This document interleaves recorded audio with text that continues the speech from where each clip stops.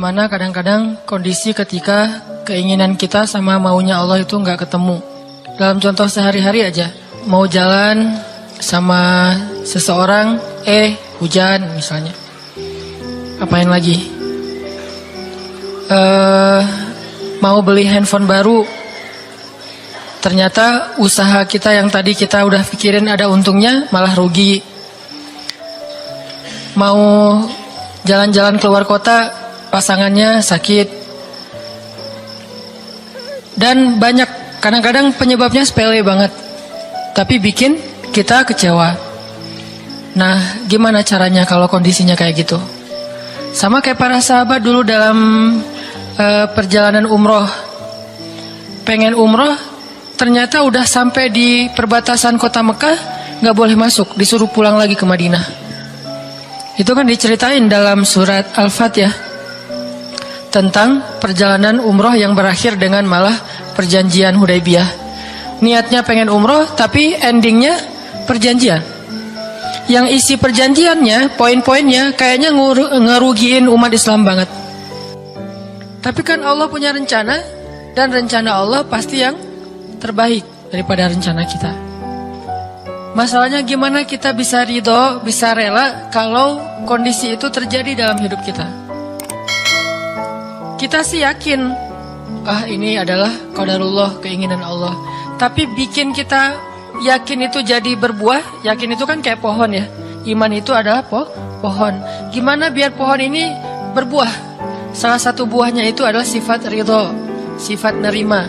Sehingga dengan sifat ridho itu akhirnya kita punya kebaikan. Kebaikannya jadi bisa survive, tenang hadapi masalah, sabar dan seterusnya.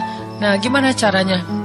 Setelah kita dapat sesuatu, kita yakin kepada Allah, terus jadi ridho. Nah, ini belajar matematikanya Allah Subhanahu wa Ta'ala. Dan itulah yang terjadi dalam perjanjian Hudaybiyah, terjadi kepada Siti Maryam yang tadi dibacain suratnya. Maryam gak pengen punya anak tanpa suami. Kalaupun harus punya anak, nikah dulu. Tapi Allah punya rencana lain. Rencana manusia punya anak setelah nikah. Lagian Maryam lagi belum siap menikah nih. Belum ada cowok yang pantas buat Maryam. Justru karena itulah Allah beri dia anak tanpa laki-laki, tanpa suami. Kenapa? Gak ada suami yang pantas buat Maryam. Mungkin satu-satunya lelaki yang pantas buat Maryam cuma Nabi Muhammad. Tapi kan beda zaman. Masa Maryam harus nunggu Nabi Muhammad 300 tahun lagi kan ya? Nah, ternyata karena gak ada yang pantas buat dia, akhirnya dia punya anak tanpa harus melalui seorang suami. Mungkin kita terlalu soleh sehingga gak ada yang pantas buat kita. Pantasnya cuma bidadari, ya udah di akhirat nikahnya. Husnuzannya mah ya. Mungkin di atas nih gak ada yang pantas jadi imamnya, soalnya terlalu solehah. Jadi imam juga kayak ragu gitu. Aduh, ngimamin dia, hafalannya udah luar biasa, bacaannya lebih bagus, guru tahsin lah gitu. Saya baru belajar pratahsin, masa mau jadi imam seorang cewek yang guru tahsin? Karena dia terlalu keren, akhirnya gak ada yang pantas buat dia nih. Maryam kayak gitu banget. Karena terlalu keren, terlalu soleh, sampai ulama aja ragu Maryam ini nabi atau bukan gitu. Sehingga ada dua pendapat ulama, sebagian bilang Maryam bukan nabi, orang soleh. Tapi ada ulama yang bilang Maryam itu emang nabi, satu-satunya nabi dari cewek. Satu dari 4 perempuan yang sempurna. Dan di antara 4 itu kayaknya menurut sebagian ulama Maryam nomor 1 tuh. Walaupun secara usia Asia, Maryam, Khadijah, Fatimah, tapi Maryam itu paling keren lah. Tiba-tiba hamil, datang cowok keren, baju putih, jubah putih, auranya tuh luar biasa. Pokoknya cowok paling keren aja. Sampai Maryam kaget dan berta'awuz, Inni a'udzu birrahmani minka in kunta taqiyya. Aku berlindung kepada Allah dari kamu. Ketemu cowok keren malah berlindung, bukan bersyukur. Coba. Duh, keren banget ya. Astagfirullah, auzubillah, gitu kan ya. Nih Maryam nih. Duh, ceweknya keren banget. Udah lama ngelihat baru auzubillah, enggak. Dari awal auzubillah. Kenapa? Ada pasangan di sebelah gitu. Ada istrinya. Nah, Maryam langsung ta'awuz, inni a'udzu birrahman minka in kunta taqiyya. Kata Jibril, cowok keren itu ternyata namanya Gabriel.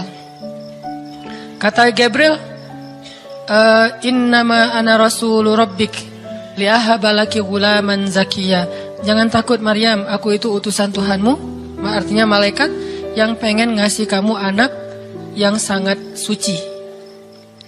Kata Maryam, anna yakunu li ghulam, gimana saya akan punya anak, walam yamsasni basyarun, gak ada seorang laki-laki pun yang pernah nyentuh saya, nyentuh aja gak pernah.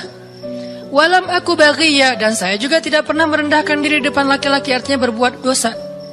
Anna yakunu li ghulam, gimana caranya saya punya anak? Kata Jibril, kadzaliki qala rabbuki huwa alayya hayyin. Itu udah kehendak Allah, kehendak Allah. Dan itu hayyin, mudah banget buat Allah SWT, sepele banget lah buat Allah. Fahamalat, tiba-tiba Maryam hamil. Fantabadat bihi makanan qasiyya, karena Maryam malu ketahuan hamilnya, akhirnya Maryam pun pergi ke suatu tempat yang terpencil, qasiyya, Aqsa. Aqsa itu artinya tempat yang jauh. Masjidil Aqsa disebut Al-Aqsa karena dia jauh dari Masjidil Haram. Kalau Madinah kan dekat. Masjid yang paling mulia kan ada 3 itu ya, Mekah, Madinah, Palestina. Nah, dia disebut Aqsa karena tempatnya jauh.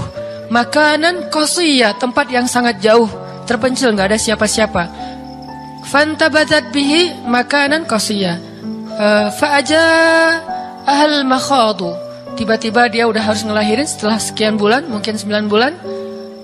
Qalat, dia bersandar di sebuah pohon, kemudian dia berkata, ya laitani mittu qabla hadza wa kuntu nasyam mansiya. Dia kayak orang menyampaikan satu bentuk kalimat sedih, kayak kalau bahasa sederhananya kayak ngeluh gitu. Ya laitani mittu qabla hadza, aduhai seandainya aku mati aja daripada harus menanggung malu kayak gini. Maryam itu kan pemalu banget. Mahkota sifat malu itu dipakai banget sama Maryam. Makanya ketahuan hamil nggak punya suami, itu buat Maryam pukulan paling luar biasa, telak banget. Walaupun dia nggak berbuat dosa, tapi tetap aja orang kan ngata-ngatain dia. Ditambah lagi Bani Israel, tahu sendiri kan, Bani Israel suka banget viralin fitnah. Ada apa viral Bani Israel teh? Maryam hamil di luar nikah, viral. Semua orang ngomongin mana Maryam, mana Maryam. Terus rumahnya tuh dilemparin batu karena dianggap sebagai pembawa sial bagi Bani Israel. Dasar Maryam ngaku-ngakunya suci, sok suci segala macam. Sehingga Maryam bilang, ya laitani mittu qabla hadza, aduhai seandainya saya mati aja sebelum ini terjadi pada saya. Sehingga saya menjadi orang yang tidak pernah dibicarakan oleh siapapun. Sedih. Berarti pengennya Maryam beda dengan pengennya Allah. Secara emosional, secara manusiawi, secara fitrah ada penolakan dan itu manusiawi. Maryam menolak. Begitu juga sahabat Muhajirin. Wa inna fariqam minkum lakarihun. Minhum lakarihun. Walaupun sebagian kalian itu dalam keadaan karih, menolak, nggak suka. Emangnya kita mau nerima musibah? Pasti kita nolak kan secara spontan, fitrah, manusiawi, nolak. Ya laitani mittu qabla hadza wa kuntu nasyan mansiya. Aduhai seandainya aku mati aja sebelum kejadian ini terjadi padaku, sehingga nggak ada orang yang ngomongin tentang aku. Jadi nggak ada trending topik tentang Maryam waktu itu. Dia berharap kayak gitu. Semua berita buka channel mana aja Maryam. Asal buka Instagram yang muncul duluan di home tuh Maryam. Viral banget, semua orang ngomongin Maryam. Sehingga Maryam bayangin, semua orang ngomongin kita se-Indonesia. Karena emang sebelumnya kan Maryam memang selebgram banget kan. Semua orang pengen nge-following Maryam. Jangankan yang cewek-cewek, yang cowok juga pengen nge-following Maryam. Cuman gak ada yang pantas. Semuanya kagum sama Maryam, respect. Tiba-tiba berubah. Kalau gak naik, jatuh kan gak berasa nih. Kita gak naik, jatuh. Paling keseleo dikit. Tapi kalau naiknya udah terlalu tinggi, jatuh kan lebih sakit nih. Maryam tuh naiknya udah terlalu tinggi. Saking tingginya sampai Nabi menyebut dia satu di antara 4 yang sempurna di muka bumi. Gak ada perempuan yang sempurna kecuali 4 itu. Itu benar-benar dipuja-puja tuh Maryam. Pengen punya anak nanti namanya Maryam. Pengen punya istri kayak Maryam. Pengen punya ibu kayak Maryam. Pokoknya Maryam itu idola banget tuh di zaman tersebut. Bani Israel kalau suka lebaynya luar biasa. Kalau benci, wah noraknya juga luar biasa. Itu Bani Israel. Berlebihan gitu. Kalau suka habis-habisan sampai dijadikan Tuhan kan dulu mereka pernah mengangkat seorang laki-laki yang soleh jadi Tuhan, namanya Uzair. Namanya Uzair. disebut sebagai anak Tuhan. Kemudian juga Isa juga gitu. Bani Israel tuh luar biasa kalau suka. Kalau benci, wah habis-habisan juga tuh dijelek-jelekin. Kayak mereka ngejelek-jelekin Musa, Harun. Kalau Harun nggak terlalu sih, Musa. Kayak mereka ngejelek-jelekin Nabi malaikat apa? Mikail, malaikat Jibril. Kan Bani Israel paling nggak suka sama Jibril ya. Jadi nggak ada orang Yahudi nama anaknya Gabriel tuh nggak ada. Rata-rata nama anaknya Michael. Karena mereka senang banget sama Mikail, gak suka sama Jibril. Kenapa?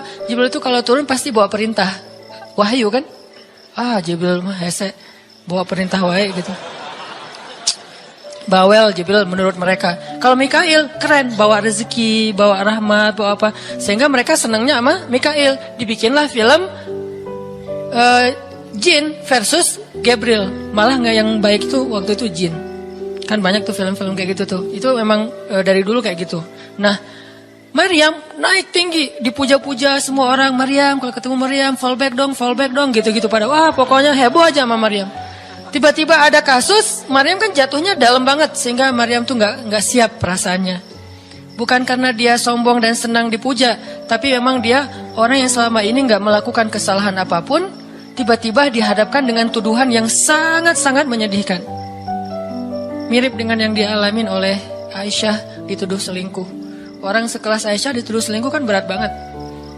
Kita aja dituduh macam-macam udah sedih kan, apalagi Aisyah. Sekelas Aisyah yang terjaga dituduh selingkuh. Maryam terjaga dituduh selingkuh. Ternyata diam-diam Maryam banyak banget ada versi gosip dia melakukannya dengan rahib.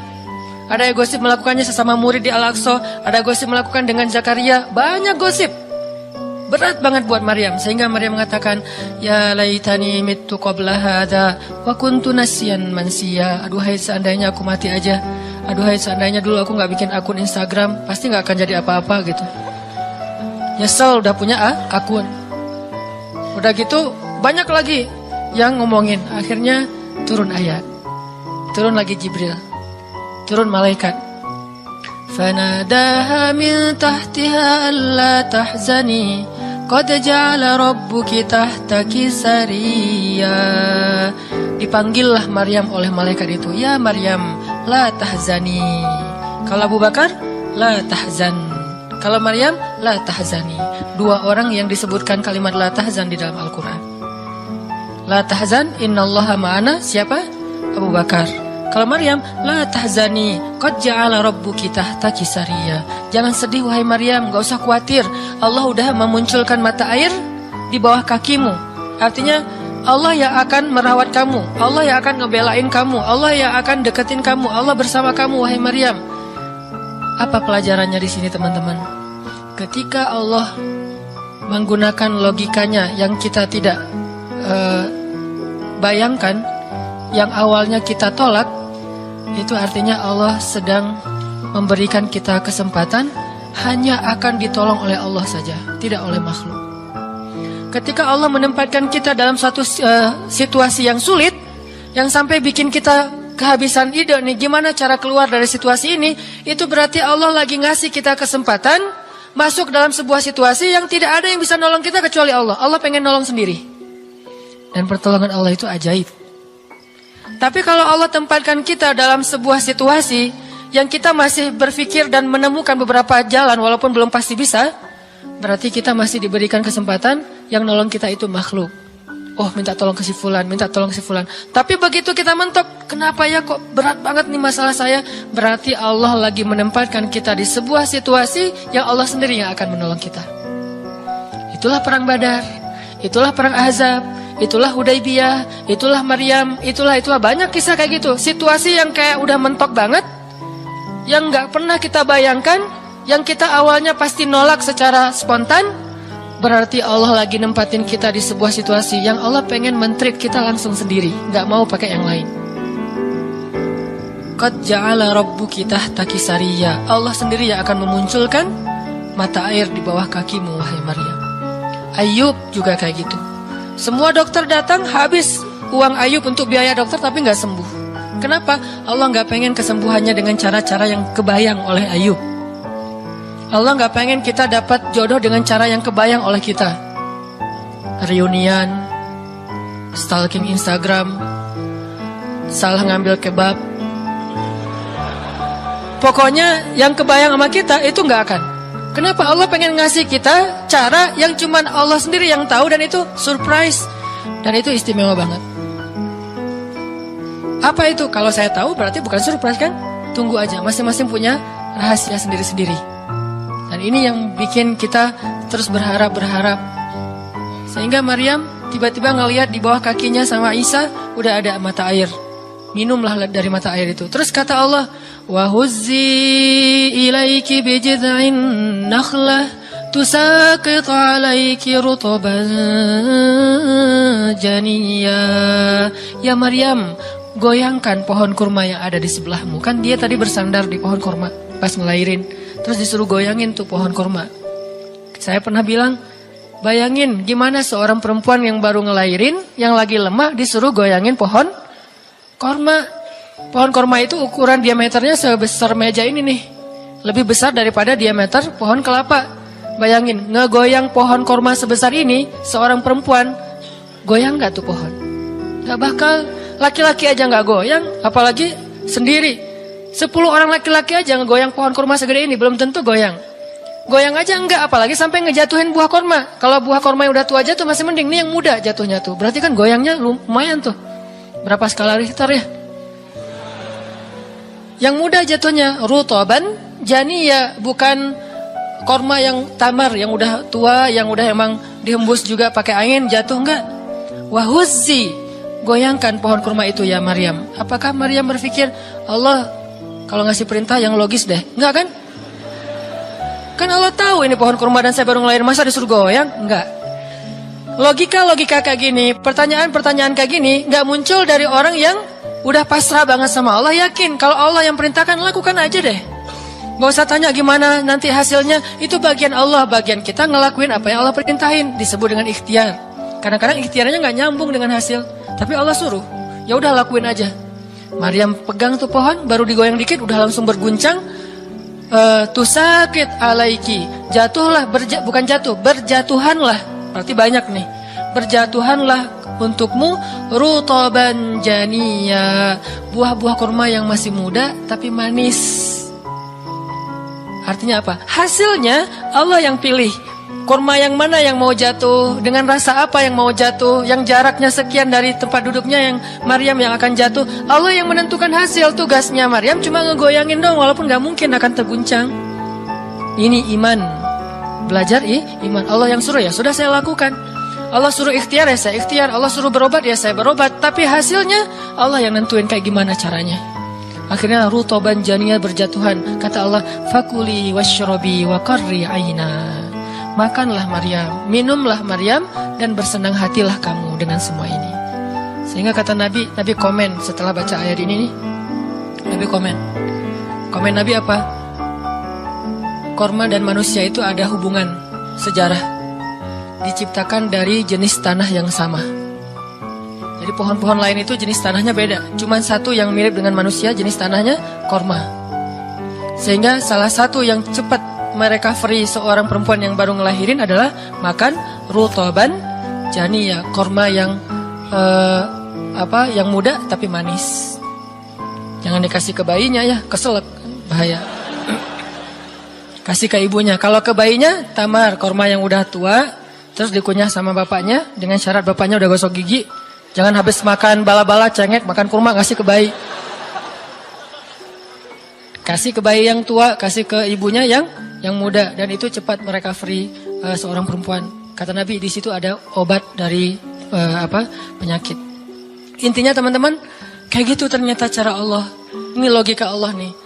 Sehingga ketika kaum muslimin, balik lagi ke surat Al-Anfal, dihadapkan dengan satu pilihan yang mereka nggak pernah ngebayangin, dan secara spontan karihun, menolak, maka Allah Subhanahu wa taala menyampaikan kenapa Allah memilih itu.